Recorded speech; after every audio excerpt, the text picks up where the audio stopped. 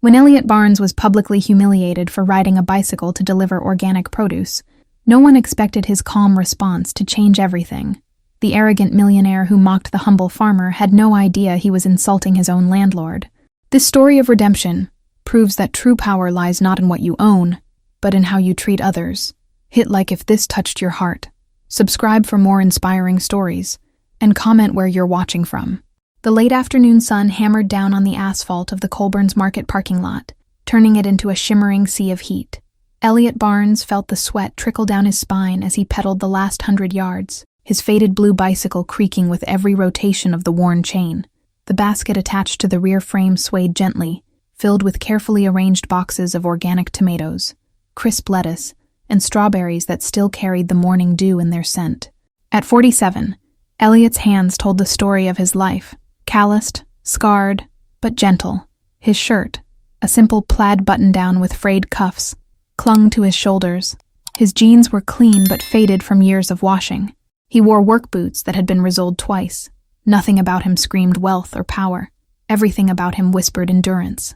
He slowed near the main entrance, guiding his bicycle toward the loading zone. The flagship store of Colburn's market towered before him. Glass, steel, and polished stone. Luxury cars gleamed in their designated spots. A Porsche, a Mercedes, a Tesla, and then the Lamborghini. Red, blinding, arrogant. The laughter came first. "Oh, you've got to be kidding me." Elliot looked up. 3 men stood near the entrance. Designer suits and sunglasses, drinks in hand. They were young, sleek and cruel. The one in the center, tall, sharp-featured, with slicked-back hair and a smile like broken glass, pointed directly at Elliot, Travis Colburn. "Is that a bicycle?" Travis said, his voice dripping with mock disbelief. In my parking lot, his friends, Brendan and Kyle, erupted into hyena laughter. Brendan, broad-shouldered and buzz-cut, slapped his knee. Kyle, thinner and weasel-faced, took out his phone and started recording. Elliot dismounted slowly, ignoring them. He began unstrapping the delivery boxes. "Hey!" Travis called out louder, stepping forward. "I'm talking to you, Grandpa." Elliot straightened, meeting his gaze calmly. "Just here to make a delivery, sir." "Sir?" Travis tilted his head, grinning wider. "That's cute. But you see, this parking lot, it's for customers. People who actually buy things, not whatever you are." Brendan snorted. "Dude probably can't even afford a car." Kyle zoomed in with his phone. "This is gold." Travis stepped closer, close enough that Elliot could smell his cologne. Expensive, overpowering. You know what the problem is? People like you think you can just show up anywhere, like you belong, but you don't. Elliot's jaw tightened, but his voice remained steady. "I'm just doing my job." "Your job," Travis laughed, turning to his friends. "Did you hear that? His job is riding a rusty bike and delivering vegetables." He turned back, his eyes cold. "Listen, old man, there's a service entrance in the back, next to the dumpsters. That's where people like you should go, with the rest of the trash." The words hung in the air like poison. Before Elliot could respond, a man in a crisp white shirt and tie came rushing out of the store. Samuel Briggs, the store manager, was in his mid-30s, balding, with the eager desperation of someone who lived to please. "Mr. Colburn," Samuel called, practically jogging. "Is everything all right?" Travis didn't take his eyes off Elliot. "Samuel, who authorized this person to park here?" Samuel glanced at Elliot, his face shifting instantly to contempt. "I'm sorry, Mr. Colburn. I'll handle it." He turned to Elliot, his tone sharp. "You heard him. Service entrance. Back of the building now." Elliot looked at Samuel, then at Travis. Around them, a small crowd had gathered.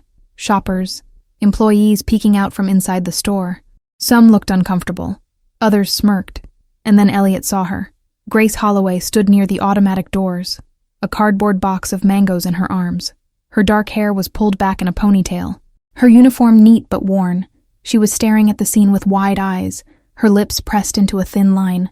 She looked horrified, angry, but silent. Elliot took a slow breath. His father's voice echoed in his mind. "A man's worth isn't in what he owns, son. It's in how he treats others when no one's watching." He looked back at Travis. "You should be more careful who you disrespect." Travis blinked, then laughed, sharp and cruel. "Excuse me?" I said. Elliot repeated, his voice quiet but firm. You should be more careful. Samuel stepped forward, puffing out his chest. Are you threatening Mr. Colburn? Elliot shook his head slowly. No, just giving advice. Travis's grin widened. Vicious. Advice. From you. He leaned in, voice dropping to a whisper meant to cut. Let me give you some advice, old man. You're nobody. You're invisible. And if I wanted to, I could make sure you never set foot on this property again. The crowd murmured. Kyle kept recording. Brendan laughed. Elliot met Travis's eyes, unflinching, calm, and utterly unafraid. You could try, Elliot said softly, but you'd need permission first. Travis frowned. Permission? From who? Elliot paused. The wind picked up, rustling the leaves of the decorative trees planted around the lot. Somewhere, a car door slammed. A child laughed in the distance. Then Elliot spoke. From me. Travis blinked. What? Elliot's voice was steady, deliberate. This land you're standing on? This parking lot? This building. The entire property. It's mine. The silence was absolute. Travis stared. Samuel froze. Brendan's mouth fell open. Kyle's phone wavered. Grace dropped the box. Mangoes tumbled across the pavement. Elliot stepped closer, his voice low and clear. So I suggest you show a little respect to your landlord, Mr. Colburn, or you might find yourself looking for a new location. Travis's face went pale, then red, then pale again. Elliot turned, picked up his bicycle, and began wheeling it toward the service entrance without another word. Behind him, chaos erupted. 3 weeks earlier, the alarm clock hadn't been necessary. Elliot woke before dawn most days, his body trained by decades of farm work to rise with the first hint of gray light creeping over the hills. He lay still for a moment, listening to the sounds of his small farmhouse, the creak of old wood settling, the distant crow of a rooster, the soft rustle of wind through the oak tree outside his window. He swung his legs out of bed, feet finding the cool floor. The room was simple, a wooden dresser his father had built, a single chair, a faded photograph on the nightstand. The photo showed a younger Elliot standing beside an older man with the same quiet eyes and steady hands. Elliot Barnes, his father. Gone now for 5 years, but present in every corner of this place. Elliot dressed quickly. Jeans, a work shirt, boots, and made his way to the kitchen.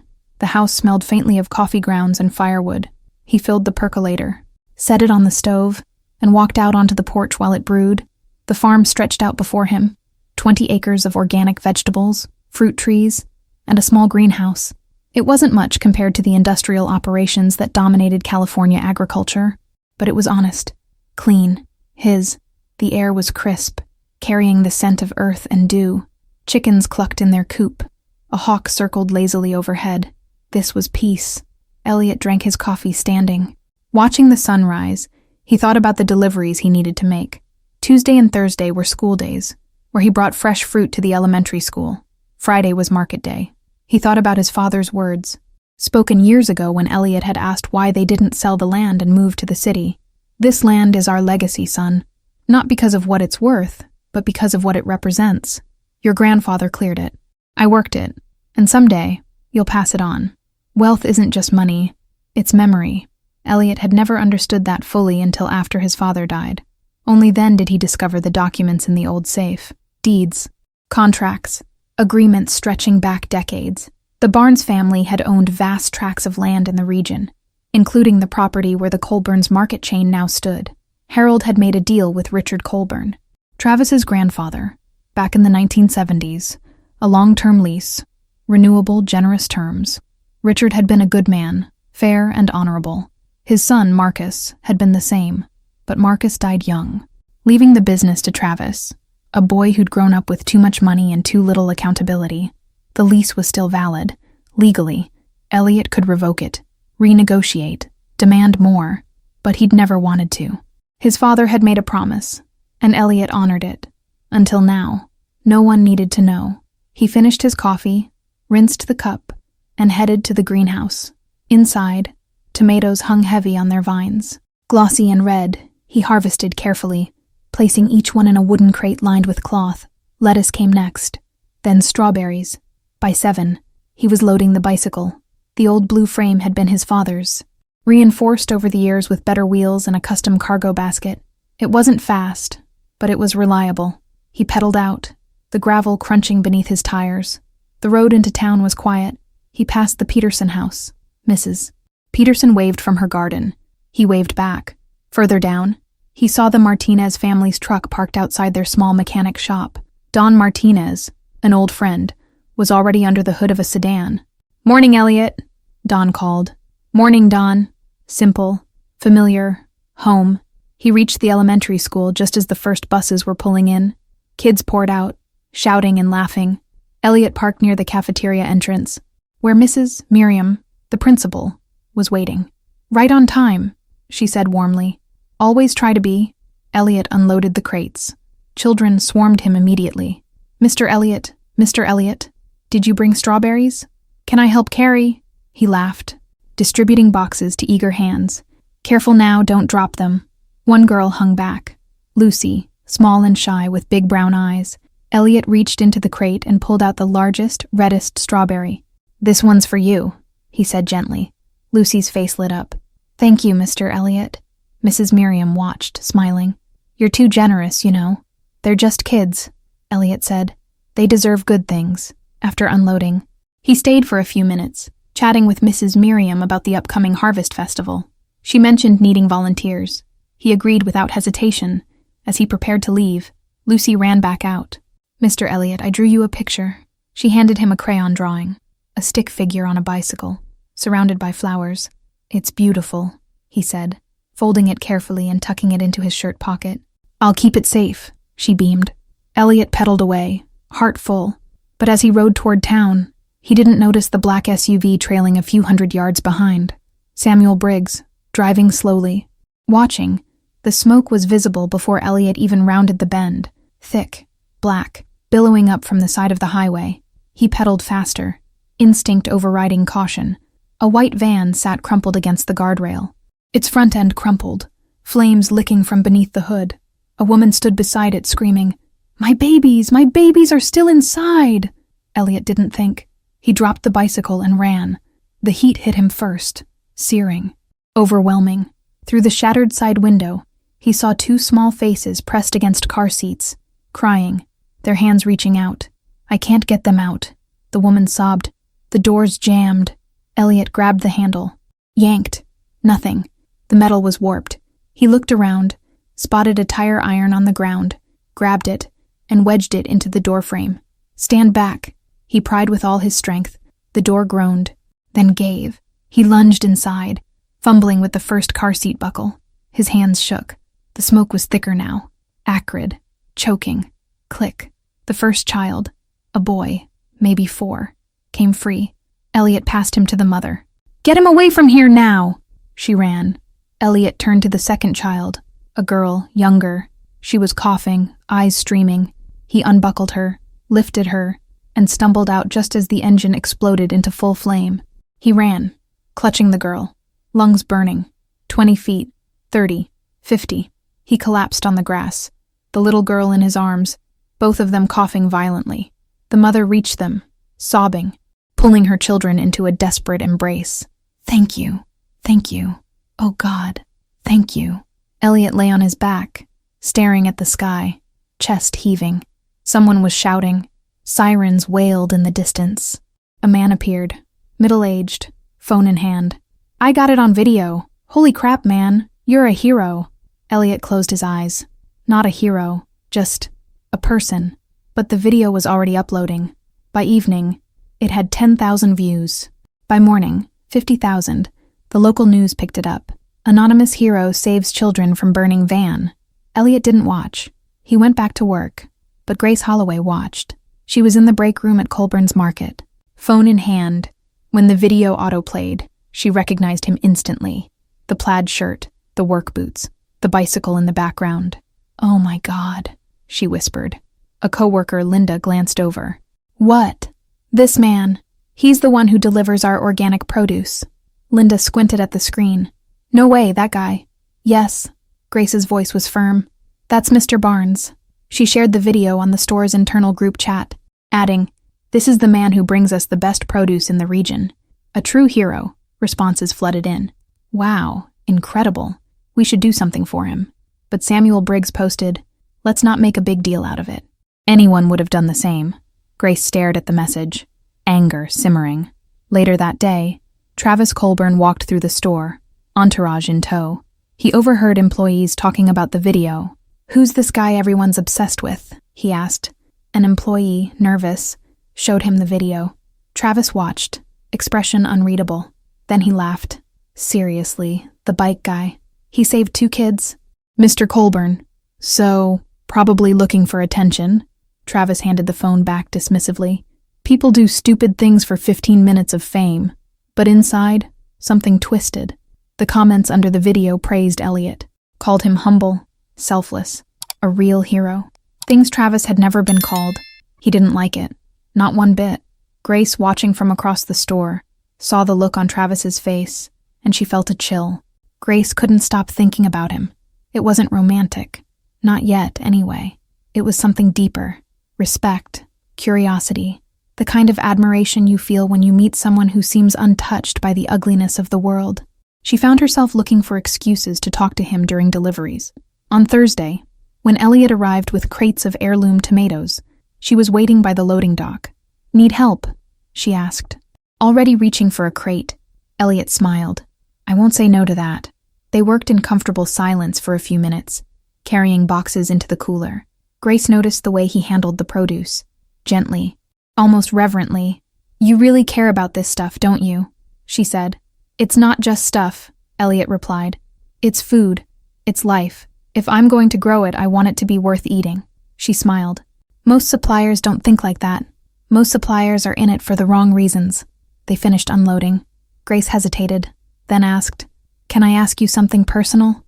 Elliot raised an eyebrow, but nodded. "Why do you still ride a bike? I mean, no judgment, but it's a long way.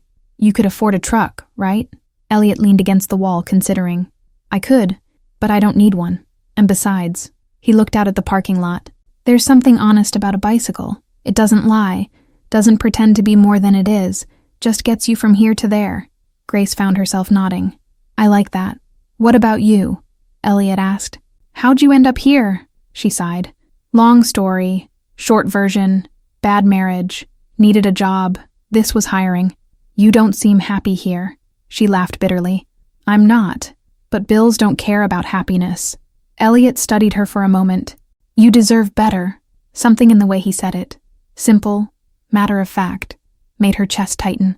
"Thanks," she said quietly. Before either could say more, Samuel appeared. "Grace, stop chatting and get back to work." She shot him a look but nodded. As she walked away, she glanced back. Elliot was watching her, expression thoughtful, and for the first time in years, Grace felt seen. Meanwhile, across town, Travis sat in his penthouse, phone buzzing incessantly. Texts from Brendan and Kyle about the weekend party. A voicemail from his mother he hadn't listened to.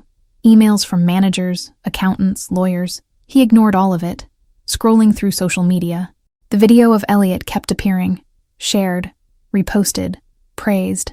"Unbelievable," Travis muttered. Brendan, sprawled on the couch, glanced over. "Still bothered by bike guy." "I'm not bothered. I just don't get the hype. Dude saved kids from a fire." "That's pretty heroic," Travis scoffed. Anyone could have done it, but they didn't. He did. Travis's jaw tightened. He hated the logic, hated the truth in it. Kyle walked in, drink in hand. "Yo." I looked into him. Guy's name is Elliot Barnes. Owns a small farm outside town. No criminal record, no debts, no drama. Basically a saint.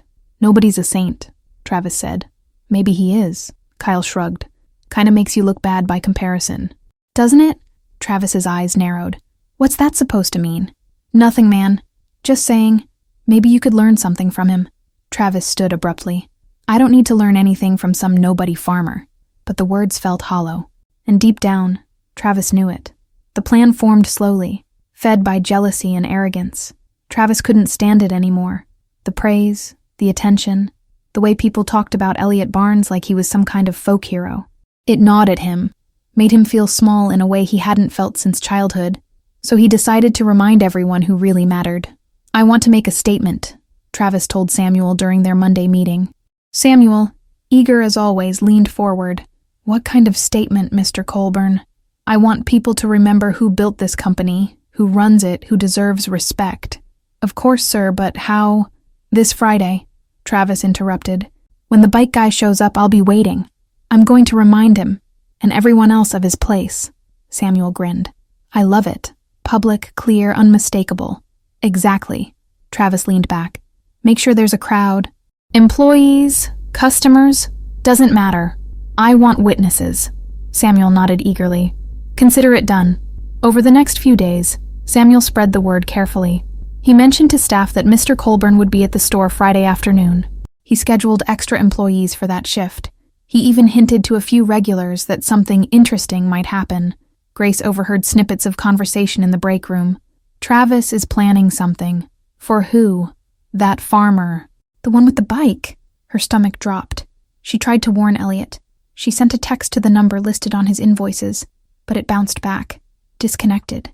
She considered driving to his farm, but she didn't know exactly where it was. All she could do was hope. Friday arrived. Travis woke early, unusually excited. He dressed carefully. Designer suit, Italian shoes, expensive watch. He wanted to look untouchable. Brendan and Kyle picked him up in the Lamborghini. Top down, music loud. You ready for this? Brendan asked, grinning. Born ready, Travis replied. They arrived at the flagship store just after noon, parking prominently. Travis bought drinks for his friends from the juice bar inside, then stationed himself near the entrance, waiting.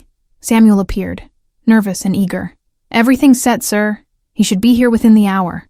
Perfect. Grace watched from inside, heart pounding. She'd positioned herself near the doors, pretending to organize a display, but really just waiting, dreading. When Elliot finally appeared, pedaling slowly into the lot, her breath caught. Don't do this. Travis, she thought desperately. Please don't. But Travis was already moving, grin spreading across his face like a predator spotting prey, and the trap snapped shut. Later that evening, after the confrontation, after the revelation, after the chaos, Grace found herself standing alone in the empty parking lot. The sun was setting, casting long shadows. The spot where Elliot had stood was empty now, just tire marks from his bicycle. She thought about the look on his face when he'd spoken those final words. Calm, dignified, unshakable. Respect your landlord. She pulled out her phone and searched for his address. It took some digging, but she found it. A small farm off Route 9, 8 miles out. She got in her car and drove. The farmhouse was modest but well kept, surrounded by fields and trees. She knocked hesitantly. Elliot opened the door, surprise flickering across his face. Grace, I'm sorry to just show up. I wanted to make sure you were okay. He smiled gently. I'm fine. Come in. Inside, the house smelled like coffee and wood. It was simple, clean, lived in. They sat at the kitchen table. I'm so sorry for what happened, Grace said. Travis is arrogant, Elliot offered. That's putting it mildly. Elliot sighed. He's young, entitled, but not beyond saving. Grace blinked. You're not angry. Angry, sure, but anger doesn't fix anything. He looked at her.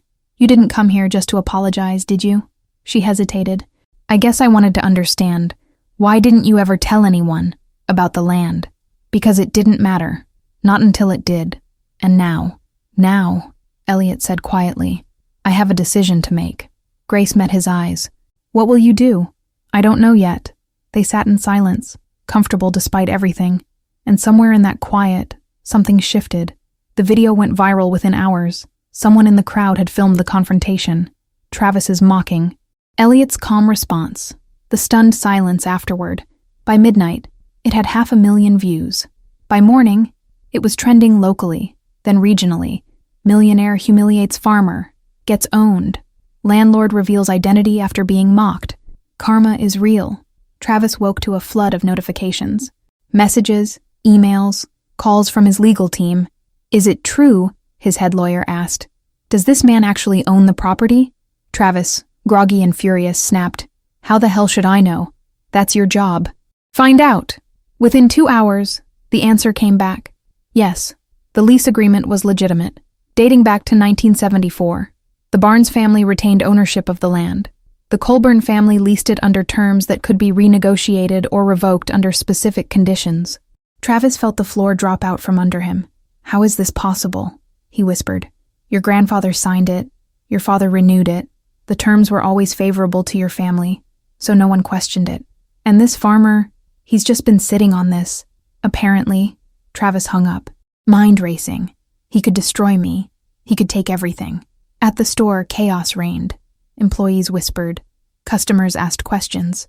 Samuel tried to control the narrative, but it was spiraling. Grace fielded a dozen questions. Is it true? Did you know? What's going to happen? She answered honestly. Yes, it's true. No, I didn't know. And I don't know what happens next. One coworker, Linda, said, I hope he kicks Travis out. Guy's a jerk. Another, Tom, disagreed. If he shuts us down, we all lose our jobs. Grace hadn't considered that. What if Elliot does revoke the lease? What happens to all of us? She needed to talk to him again. That afternoon, Grace drove back to the farm. Elliot was in the greenhouse, tending tomato plants. Twice in 2 days, he said with a small smile. I'm honored. I need to ask you something. Go ahead. Are you going to shut down the stores? Elliot paused, setting down his shears. Why would I do that? Because of what Travis did. Because you can, Grace, he said gently. Just because I can doesn't mean I should. But he humiliated you. He tried. Elliot wiped his hands on his jeans. But I'm not interested in revenge. I'm interested in what's right. And what's right? He thought for a moment. I don't know yet, but I'll figure it out. Grace wanted to believe him. But she also knew Travis. And men like Travis didn't let go of power easily. Meanwhile, Evelyn Colburn, Travis's mother, sat in her home 200 miles away, watching the video for the third time. Her son, her only child, mocking an innocent man. She felt shame burn through her. Richard would be ashamed, she thought. Remembering Travis's grandfather, Marcus would be heartbroken. She picked up the phone and booked a flight. It was time to remind her son who he was supposed to be. The fallout was swift and brutal. By Wednesday, the story had been picked up by regional news outlets. Reporters camped outside Elliot's farm, which he politely but firmly refused to engage with. The elementary school put up a banner. We support Mr. Elliot. Carla Medeiros, the mother whose children Elliot had saved, gave an emotional interview. This man is an angel, she said, tears streaming. He didn't ask for thanks, didn't want recognition. He just did what was right, and now people are treating him like this. It's disgusting. The public opinion shifted decisively in Elliot's favor. At Colburn's market, morale plummeted. Travis locked himself in his office, refusing meetings. Samuel scrambled to spin the story, but every attempt backfired. One employee, Don Martinez, a 60-year-old stock manager who'd worked there for decades, finally spoke up during a staff meeting. I knew the truth, Don said quietly. Everyone turned. What? Samuel demanded. I knew about the land. My father worked for Elliot Barnes. He told me about the deal when I was a kid. Don looked around. Mr. Barnes never wanted credit, never wanted power. He just wanted things to be fair. Samuel's face reddened. Then why didn't you say anything? Because it wasn't my place. And because Mr. Barnes never made it an issue. Don's voice hardened. Until you people pushed him. The room fell silent. Grace felt vindicated. Samuel felt exposed. On Thursday, Evelyn Colburn arrived unannounced. She walked into Travis's office without knocking, purse in one hand, fury in her eyes. Travis looked up, startled. Mom, what are you? Don't. Her voice was ice. Don't you dare act surprised. She threw her phone onto his desk. The video was paused mid-frame. Travis pointing, laughing. Do you see this? She demanded. Do you see what you've become? Mom, it's not. Your father would be ashamed. The word hit like a slap. Travis flinched. That's not fair. Fair. Evelyn's voice rose. You humiliated a good man in public. A man whose family helped build this company. Elliot Barnes was your grandfather's friend, Travis. He trusted us. And this is how you repay that trust. I didn't know. You didn't care to know. She stepped closer. You've spent so long surrounding yourself with people who tell you you're special that you forgot how to be decent. Travis looked away, jaw tight. Evelyn softened slightly. You're better than this. I know you are, but you need to fix this. Not with lawyers, not with money, with integrity. She turned to leave, then paused at the door.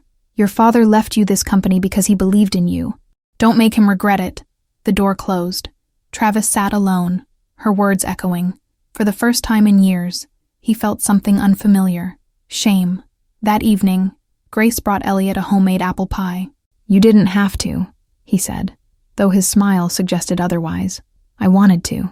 They sat on the porch, watching the sunset. The air was cool, filled with the scent of wildflowers. "Can I ask you something?" Grace said. "Always. Why did you almost get married?" Elliot was quiet for a moment. Her name was Claire. "We were young. She wanted the city, excitement, a bigger life. I wanted this." He gestured to the farm. "She chose her dreams. I chose mine. Do you regret it?" "No, you can't regret people for being who they are." Grace looked at him. "You're very wise, you know that." He chuckled. "Or very old." She laughed. "Maybe both." The moment stretched, comfortable and warm, and Grace realized something. She was falling for him. Not because he was a hero, not because he was kind, but because he was real. Travis couldn't sleep. The weight of his mother's words pressed against his chest like a physical force. He lay in his king-sized bed, staring at the ceiling of his penthouse, watching shadows from passing cars sweep across the pristine white surface. The silence was deafening. No parties, no music, no laughter echoing through the halls, just him and the crushing realization of what he had become. He thought about his grandfather, Richard Colburn, a man who'd built the business from a single corner store. Travis had seen the old photographs, Richard in work clothes, sleeves rolled up, personally stocking shelves. Customers knew his name, employees respected him, children ran to him on the street. Then his father, Marcus, who'd expanded the business with careful growth and unwavering principles. Travis remembered being small, sitting in his father's office while Marcus handled employee disputes with patience and fairness. "Every person who works for us is part of our family," Marcus would say. "You treat family with respect." And then, him. What had Travis added? Arrogance, cruelty, distance. He picked up his phone. Scrolling through the contacts, Brendan had sent 17 messages about weekend plans. Kyle had shared photos from some club. All of it felt hollow, meaningless. He found his mother's number and called. "I'm sorry," he said when she answered, his voice cracking. There was a pause, long enough for Travis to hear his own heartbeat. "I know," Evelyn said softly. "I need to fix this." "Yes, you do. How?" The question came out desperate, pleading. "You start," Evelyn said, "by asking for forgiveness, not just saying sorry, asking for the chance to prove you've changed." The next morning, Travis drove alone to Elliot's farm. His hands shook on the steering wheel as familiar landmarks passed by. The Peterson house, the Martinez garage, the elementary school where children were playing outside. Everything looked different now. Before, he'd seen these places as proof of his superiority. Look how far he'd risen above such simple lives. Now he saw community, connection, purpose. He parked at the end of Elliot's driveway. Suddenly terrified, the farmhouse looked peaceful, almost idyllic. Chickens pecked in the yard. The scent of growing things filled the air. He knocked with trembling fingers. Elliot opened the door, surprise flickering across his weathered face. "Mr. Colburn, can we talk?" Travis asked, his voice barely above a whisper. Elliot hesitated. Travis could see the calculation in his eyes, the weighing of risk against possibility. "Come in," Elliot said finally.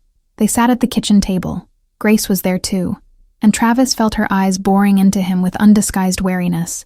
She'd spent the night in the guest room after bringing Elliot dinner and staying for what had obviously been a long, important conversation. The kitchen was simple but warm. Handmade shelves, a well-used coffee pot, photographs of the farm through different seasons. It smelled like fresh bread and honest work. Travis cleared his throat. "I came to apologize."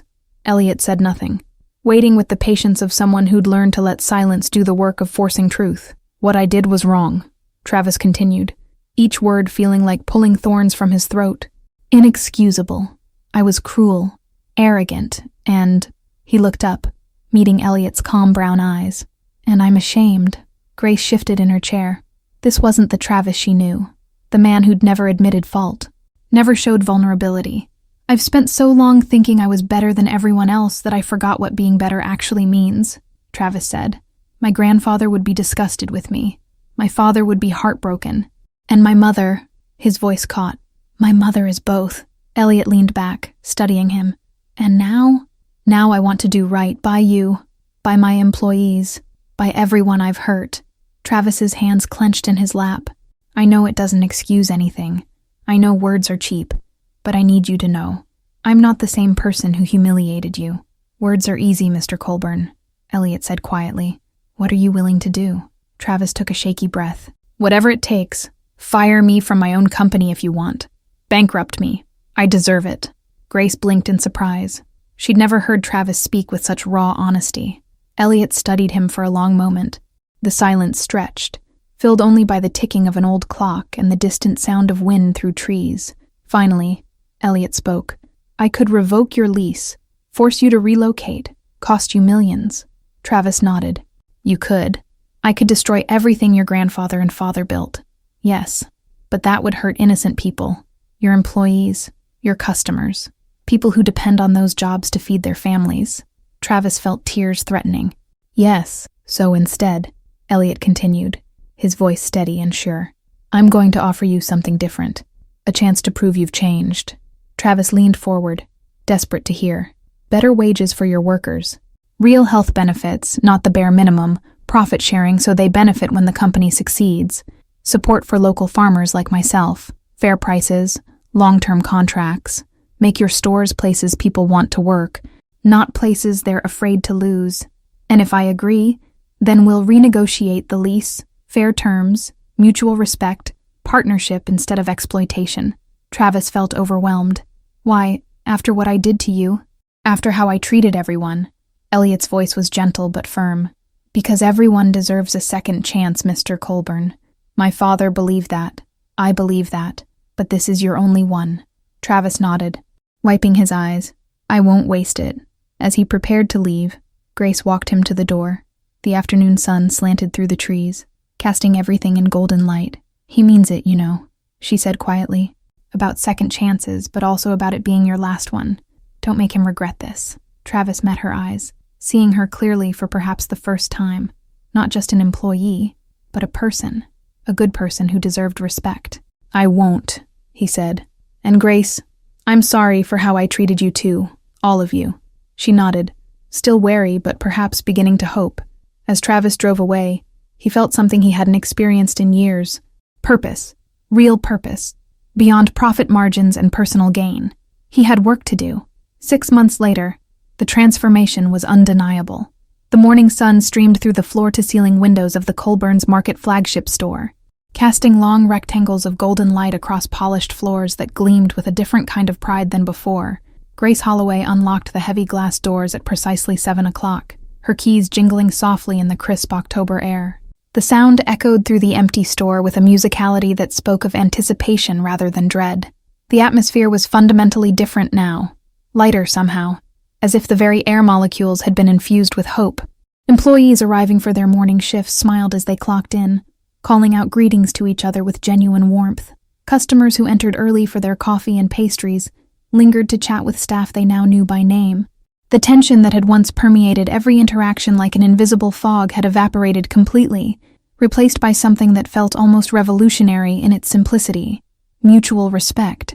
Travis Colburn had kept every promise he'd made that day sitting at Elliot's worn kitchen table, his voice cracking with shame and desperate hope.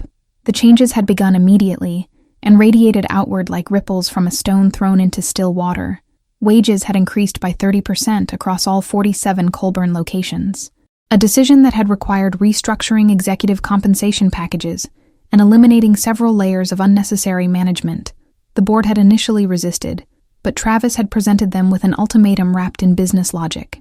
We can pay our people fairly now, or we can pay unemployment claims and recruitment costs forever. Healthcare coverage now included comprehensive dental, vision, and mental health services.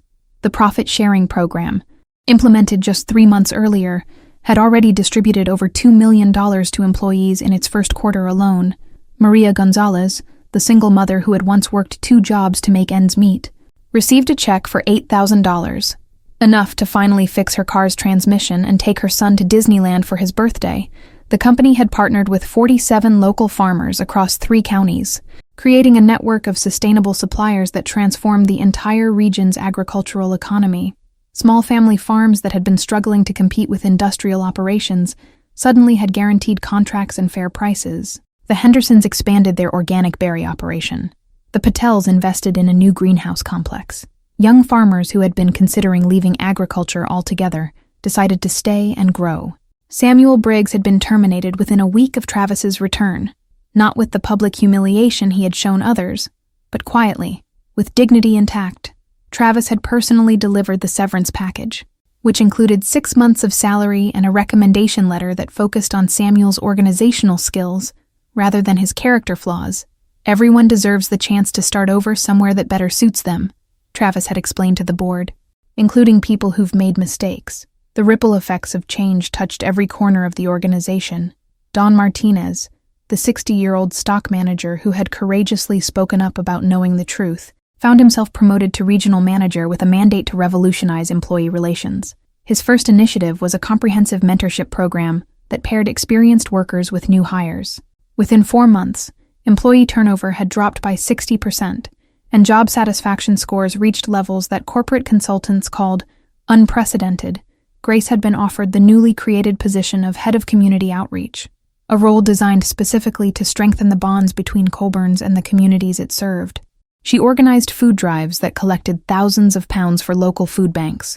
She coordinated with schools to provide fresh produce for lunch programs. She established partnerships with senior centers and community organizations that had previously viewed the chain as an unwelcome corporate intrusion. But perhaps the most dramatic transformation was in Travis himself. The arrogant young millionaire who had mocked a farmer's bicycle had become unrecognizable, replaced by someone who seemed to have discovered his own humanity. He had sold the Lamborghini and most of his fleet of luxury cars, keeping only a modest hybrid sedan that got excellent gas mileage.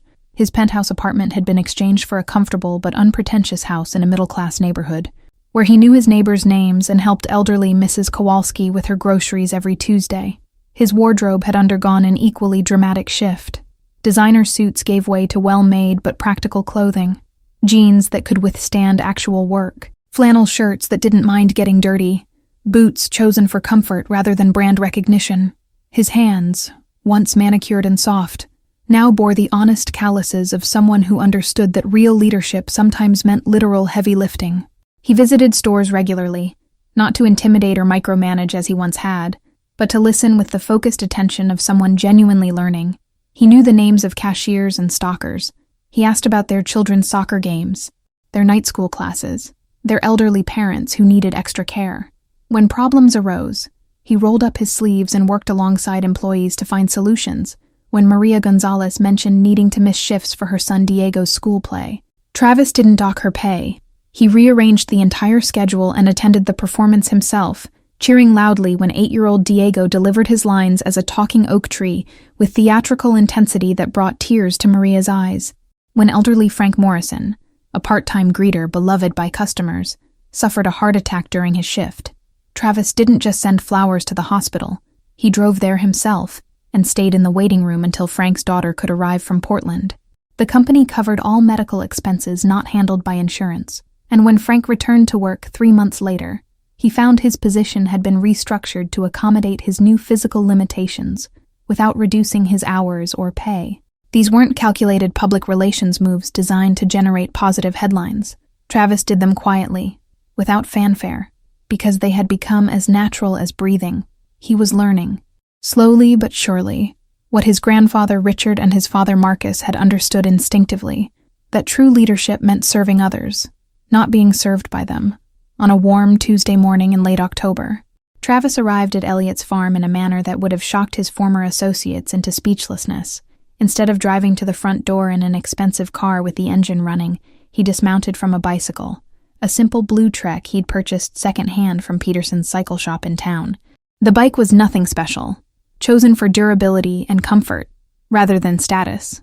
Its odometer showed over 800 miles, accumulated during the past 6 months as Travis had gradually shifted to pedal-powered transportation for all journeys under 10 miles. The change had begun as penance, a way of literally following in Elliot's footsteps, but had evolved into something deeper, a daily reminder of the importance of humility and the unexpected joy of moving through the world at human speed. Elliot was in the greenhouse when he heard the familiar crunch of gravel under tires. He looked up from the late tomatoes he was harvesting, saw Travis carefully parking the bicycle beside the tool shed, and couldn't help but smile at the sight. The young man who had once viewed manual labor as beneath him was now methodically checking his tire pressure and adjusting his helmet with the conscientiousness of someone who had learned to take responsibility for even the smallest details. "Nice bike," Elliot said, emerging from the greenhouse with soil-stained hands and the satisfied expression of someone who had spent the morning doing meaningful work. Travis grinned with genuine pleasure, no trace of the artificial charm that had once been his default expression. "Figured I should try seeing the world from your perspective, though I have to admit, 8 miles is a lot farther on 2 wheels than 4, especially when there's a headwind. Gets easier," Elliot said, wiping his hands on the faded work shirt that had become his greenhouse uniform. Like most things worth doing, they worked together for the next hour and a half, harvesting the last tomatoes and winter squash of the season for the afternoon delivery route. Travis had insisted on learning every aspect of the agricultural partnership, not just the business components of contracts and pricing, but the actual physical work of growing food. His hands, once soft as a baby's, were now properly callused. His back had strengthened enough to lift 50-pound crates without strain. He moved with the easy confidence of someone who had found his place in the world and no longer needed to prove anything to anyone. "Quarterly numbers came in yesterday," Travis said as they loaded wooden crates into his car, the same modest sedan he now drove everywhere. "Sales are up 18% from last year. Customer satisfaction scores are the highest in company history." "And employee satisfaction?" Elliot asked, because he knew that was what really mattered. 93% positive in the most recent survey. Dawn's mentorship program has reduced turnover by 60%, and we're actually having trouble keeping up with job applications. Apparently, word has spread that we're a good place to work. Elliot nodded approvingly, hefting a crate of butternut squash with the ease of decades of practice. "Your grandfather would be proud." Travis paused. A box of rainbow chard balanced in his arms, and looked directly at Elliot with an expression of vulnerability that would have been impossible 6 months earlier. "You really think so?" "I knew Richard," Elliot said quietly, his voice carrying the weight of memory and respect. "He was a good man who wanted to do right by people. He believed that business should serve the community, not the other way around. You're becoming that kind of man, too." The words hit Travis with more force than any criticism ever had. He had spent years chasing the empty approval of sycophants and social media followers, but this simple statement from a man he respected carried more meaning than all the hollow flattery he'd ever received. That afternoon, Grace found Elliot on his porch, reading a thick book about sustainable agriculture while enjoying the warm October sun. She had been spending more time at the farm lately, their relationship deepening with the patient inevitability of seasons changing. The cottage she rented 2 miles down the road had become a perfect compromise. Close enough to share daily life, far enough apart to maintain the independence they both valued. "How did it go with Travis?" she asked, settling into the wooden chair beside him that he had built specifically for her comfort. "Better than I expected. He's becoming the man his father hoped he'd be, the man he was always capable of being." Grace smiled, watching a red-tailed hawk circle lazily overhead in the cloudless sky. "It's amazing what genuine humility can do to transform a person, or what finding real purpose can accomplish," Elliot replied. Closing his book and setting it aside to give her his full attention, she reached for his hand, their fingers intertwining with the natural ease that had developed over months of shared experiences and growing trust. "Speaking of purpose, what about us? What are we becoming?" Elliot looked at her with eyes that had seen disappointment and betrayal, but had somehow retained the capacity for hope. "Something good, I think. Something real and lasting." "I think so too." The sun was beginning its descent toward the western hills, painting the sky in the first hints of the spectacular colors that would soon follow. In the distance, they could see Travis pedaling down the country road, no longer the arrogant young man who had once believed that a bicycle made someone inferior, but a person who had discovered that the best journeys often happen at human speed. "Do you ever miss it?" Grace asked, watching Travis disappear around a bend bordered by golden oak trees. "The simplicity of before, when it was just you and the farm and nobody knew your name." Elliot considered the question seriously, as he considered all questions. Simpler, maybe, but not better. Sometimes complexity is the price of growth, for all of us, and sometimes the most important changes happen, not despite the challenges we face, but because of them. She squeezed his hand gently. "I love you, you know." He turned to look at her fully, surprised by the timing but not by the sentiment. They had been dancing around these words for weeks, both sensing their truth, but waiting for the right moment to speak them aloud. I love you too, he said simply. They sat together in comfortable silence, watching their world transform around them, knowing they were part of something larger and more meaningful than themselves. The evening air carried the scent of wood smoke from distant chimneys and the earthy richness of soil preparing for winter's rest. Somewhere in the growing dusk, an owl called to its mate, and the sound seemed to bless their quiet revelation.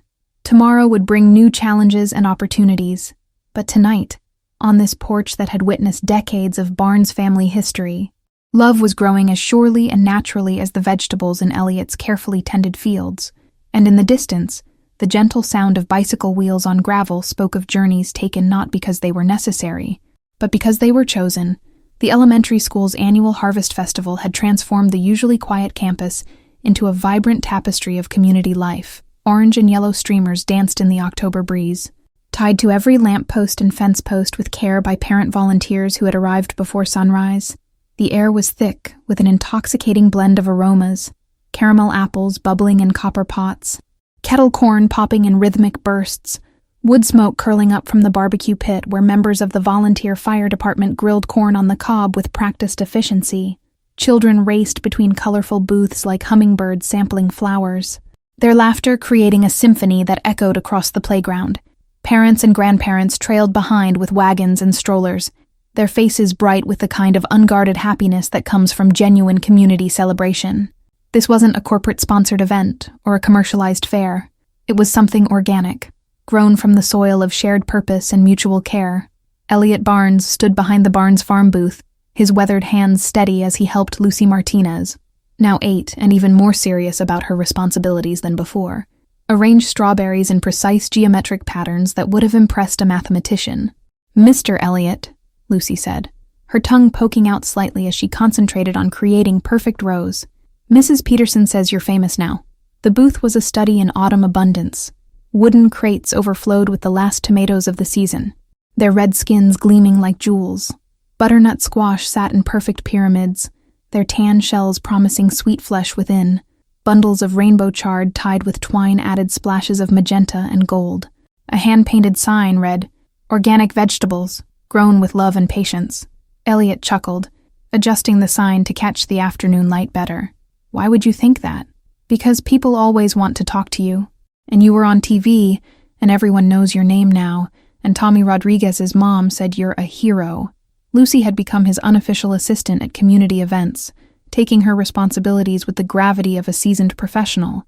She wore a hand-painted name tag that read, "Lucy Martinez, Junior Farmer," in careful block letters, and had developed strong opinions about proper produce presentation. "Being on TV doesn't make you famous." "Lucy," Elliot said gently, his voice carrying the patience that came from years of teaching children about growing things. "Being kind to people does. Being helpful. Being someone others can count on." She paused in her strawberry arrangement, considering this with the philosophical seriousness that only 8-year-olds could muster. Her dark eyes, so much like her grandfather Don's, held wisdom beyond her years. "Then you're the most famous person I know," she declared with finality. Grace Holloway approached through the crowd, carefully balancing 3 steaming cups of hot cider.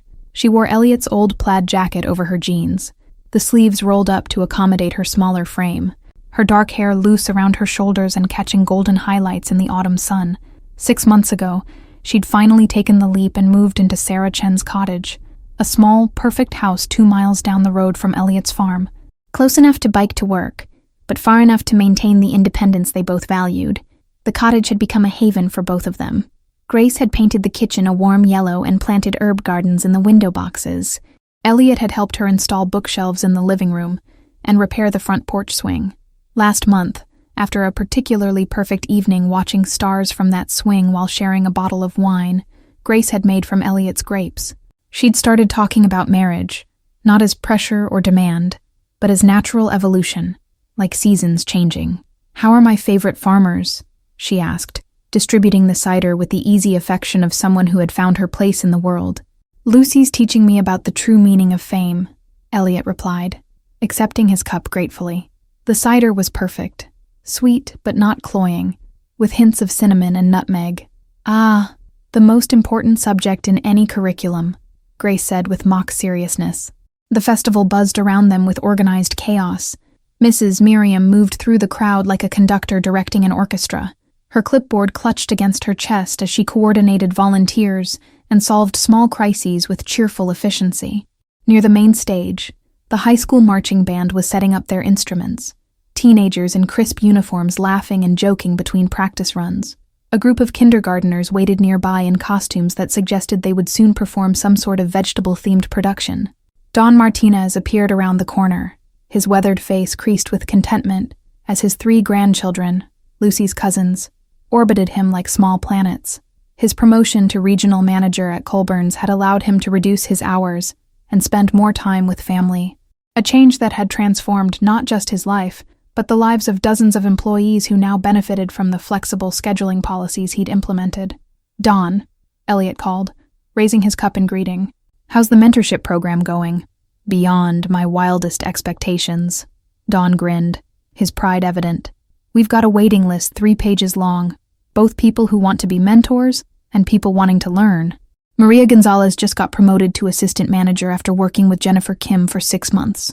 Frank Morrison is teaching 3 new employees about customer service techniques he's perfected over 20 years. At 12:30, Travis Colburn appeared through the crowd, wheeling his bicycle with the easy confidence of someone who had found peace with himself. The bike was nothing special. A blue Trek he'd bought secondhand from Peterson's cycle shop. Chosen for durability rather than status, it had become his preferred method of transportation for distances under 10 miles. A small revolution in perspective that spoke to larger changes. The transformation in Travis was so complete that newcomers to town had no idea he'd ever been anything other than the thoughtful, hands-on businessman he'd become. Gone were the designer suits and Italian shoes, replaced by well-worn jeans, work boots, and flannel shirts that bore honest stains from actual labor. His hair, once perfectly styled, now fell naturally across his forehead. His hands, once soft and manicured, showed calluses from real work. "Am I late for the great strawberry arrangement?" he asked, parking his bike carefully and accepting a cup of cider from Grace with genuine gratitude. "Perfect timing," Elliot replied. "Lucy was just explaining the importance of geometric precision in fruit display." Travis nodded with complete seriousness. A critical skill in any agricultural operation. They worked together as the afternoon progressed, loading the day's unsold produce into Travis's car for the weekly donation to the county food bank.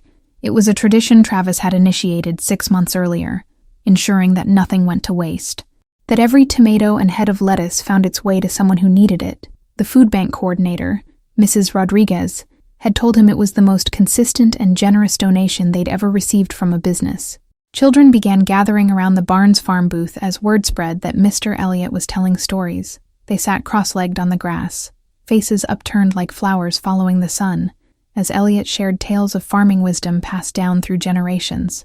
"My grandfather used to say that every seed contains a promise," Elliot said, his voice carrying easily over the assembled children.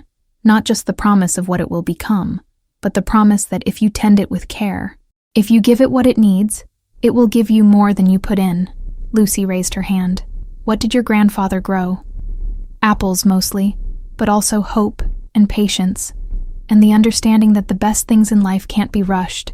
A boy named Marcus, no older than 6, asked, "Mr. Elliot, how do plants know which way to grow?" "They follow the light," Elliot answered. "Always toward the light. Even if something blocks their path, they find a way around it. Over it. Through it. They never give up reaching for what they need to live." The children absorbed this with the gravity of young philosophers. Some were already planning their own gardens, asking questions about soil and seasons and the mysterious alchemy that transformed seeds into food. As the afternoon shadows grew longer, Mrs. Miriam approached the booth with the slightly frazzled but satisfied expression of someone who had successfully orchestrated controlled chaos. "Elliot," she said, "would you be willing to say a few words before we close? About the harvest? About what it means to our community?" He hesitated. Public speaking had never been his strength. He was more comfortable with the quiet conversations of one-on-one teaching, the patient explanations given to curious children, but the expectant faces around him, the sense of community that hung in the air like autumn mist, made refusal impossible. Minutes later, he found himself standing on the small stage, looking out at a gathering that represented everything good about their town. Families sat on blankets spread across the grass, teenagers clustered near the bandstand, Elderly couples shared folding chairs and memories. The late afternoon sun slanted through the oak trees, casting everything in golden light that seemed to bless the gathering. "This harvest," Elliot began, his voice carrying across the field without need for amplification, "represents more than the food we've grown. It represents what we can accomplish when we work together, when we treat each other with respect and dignity, when we remember that our true wealth isn't measured in what we accumulate, but in what we share." He paused, letting his gaze travel across the crowd. Grace sat in the front row, her face glowing with pride and love. Travis stood near the back, his bicycle propped against a tree, his expression one of genuine attention and respect. Lucy had claimed a spot on the ground directly in front of the stage, her notebook open as she continued her careful sketching. "A wise man once told me that life doesn't measure us by what we have, but by what we do with what we've been given. This year, we've chosen to do good things. We've chosen to lift each other up instead of tearing each other down. We've chosen community over competition, kindness over cruelty, understanding over judgment." The crowd was silent, listening with the focused attention of people hearing truth. These choices matter. They ripple outward in ways we can't always see or measure.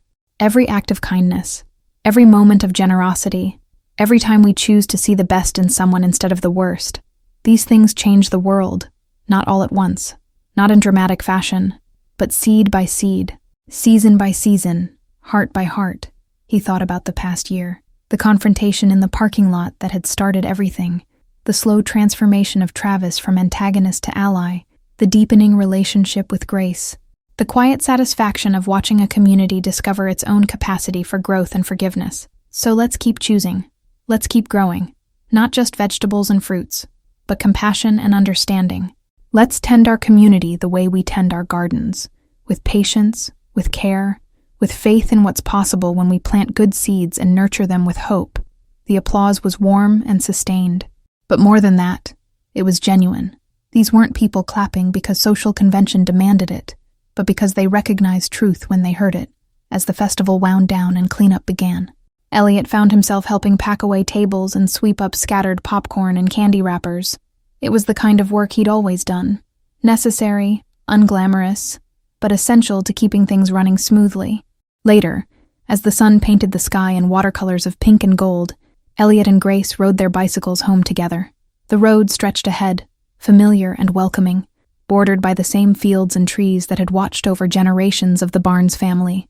The evening air was cool but not cold, carrying the scent of wood smoke from distant chimneys and the earthy richness of soil preparing for winter. "No regrets?" Grace asked, glancing over at him as they pedaled side by side, their shadows long on the asphalt. About what? Any of it. The confrontation with Travis, the changes, the attention, the way everything turned out.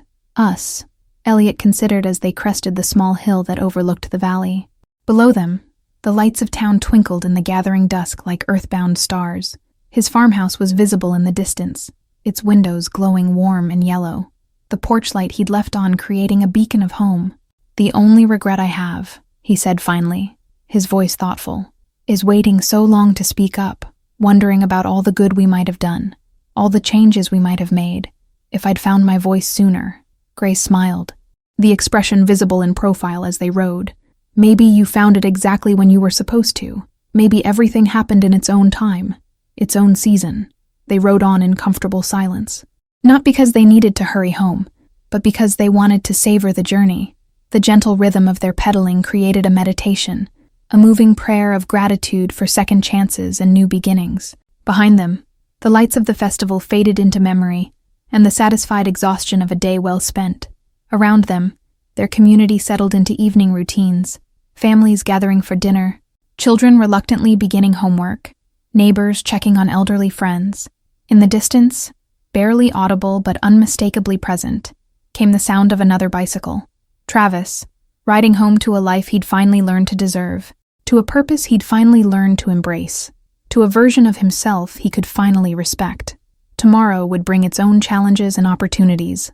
Elliot would wake before dawn as always, tend his plants, harvest what was ready, and pedal into town to deliver fresh food to people who had become more than customers.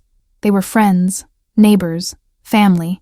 Grace would open the store with a smile, greeting employees by name.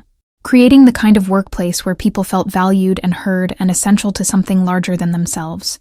Travis would arrive on his bicycle, ready for another day of honest work, another opportunity to prove that people can change. That redemption is always possible for those willing to do the hard work of transformation. And Lucy would practice her strawberry arranging, preparing for next week's farmer's market, already planning improvements to her geometric designs while dreaming of the garden she would plant next spring. The cycle would continue, not of mindless repetition, but of conscious growth, of community building itself stronger, one small act at a time, one choice at a time, one season at a time.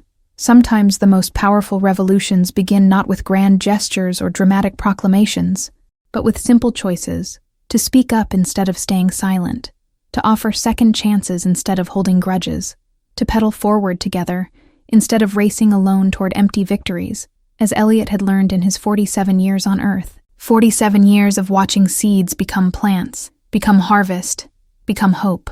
The truest strength isn't in what you can take from the world, but in what you choose to give back to it, and the deepest respect, the kind that lasts, the kind that matters, isn't demanded or bought or inherited.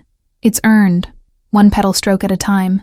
What seeds of kindness are you planting in your own community? Sometimes the smallest gestures create the most lasting change. The most beautiful stories often grow in the quiet spaces between what was and what could be.